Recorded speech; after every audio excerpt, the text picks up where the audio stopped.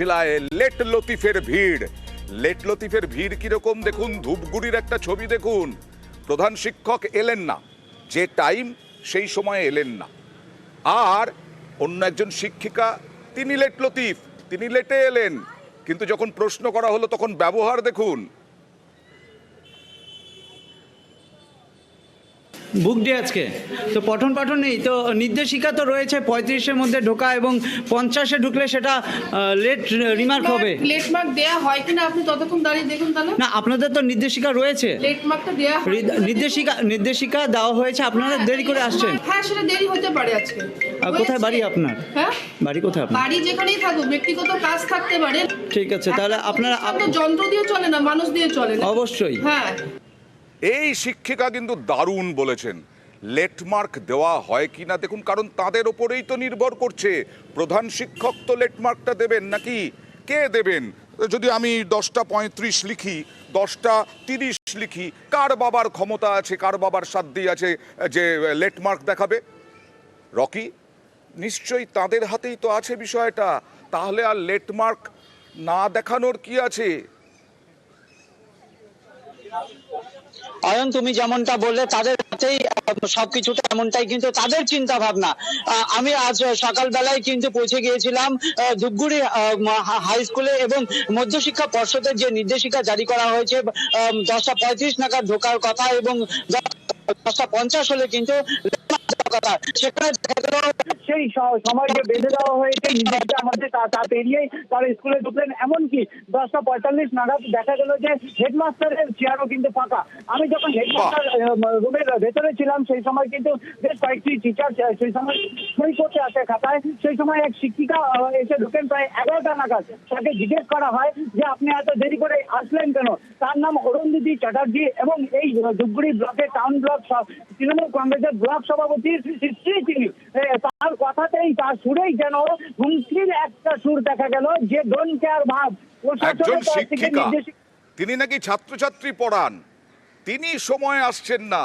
দিদি, আমরাও পড়েছি স্কুলে, কিন্তু আমাদেরকে এখন সময়ে আসতে হয়, সময়ে না এলে পরে না লেট হয়ে যায়, লেট মার্ক হয়ে যায়।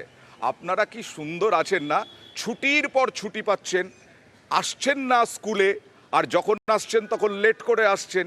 সরকারি মাইনেটা তো দারুণ, বিশাল মাইনে পাচ্ছেন, তাও ঔদ্ধত্য দেখুন, দেখুন টিচারের ঔদ্ধত্য।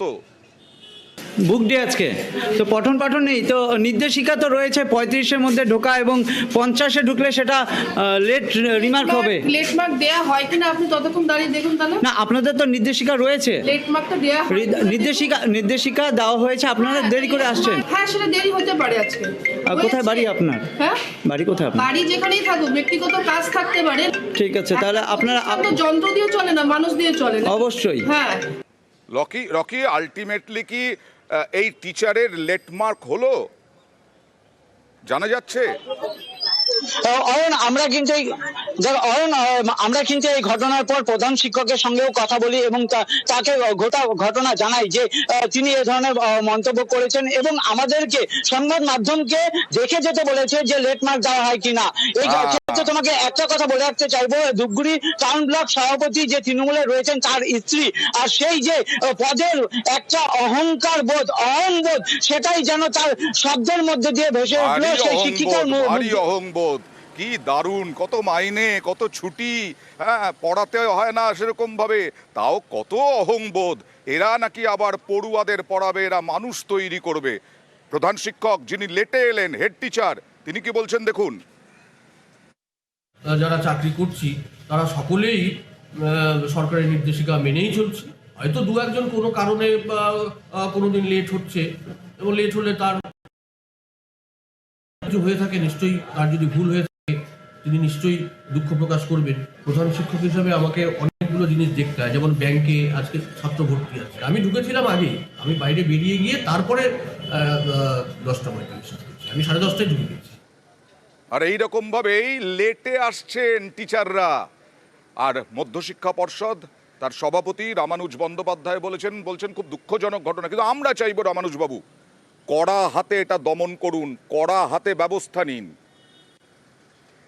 আগেও যা ছিল তাই আছে। 10:40 প্রেয়ারের সময় থেকে শুরু হবে লেট মার্কিং, এবং ওটা আমরা করেছি 11:15 অবধি। কারুর যদি বাই চান্স দেরি হয়ে যায় তাহলে সে যেন সেকেন্ড পিরিয়ড থেকে ক্লাস করতে পারে এবং সামগ্রিকভাবে লস অফ টিচিং না হয়, আর একজন টিচারের অযথা একটা দিন নষ্ট না হয়। 1000 ঘন্টার যে বার আছে রাইট টু এডুকেশন অ্যাক্টে, তার থেকে অনেকটা বেশি আছে। এক্সট্রা ছুটি বা কিছু এরকম পরিস্থিতি তৈরি হয় স্কুলে, সেই বেঞ্চমার্কটা কখনোই ক্রস করবে। এই একাডেমিক ক্যালেন্ডারে যে সামান্য আমরা মডিফিকেশন করেছি, তাতে টিচিং লার্নিং প্রসেস যাতে বেটার হয়, আমাদের পারফরমেন্স যাতে বেটার হয়, এই জায়গাটাই লক্ষ্য রেখে করা।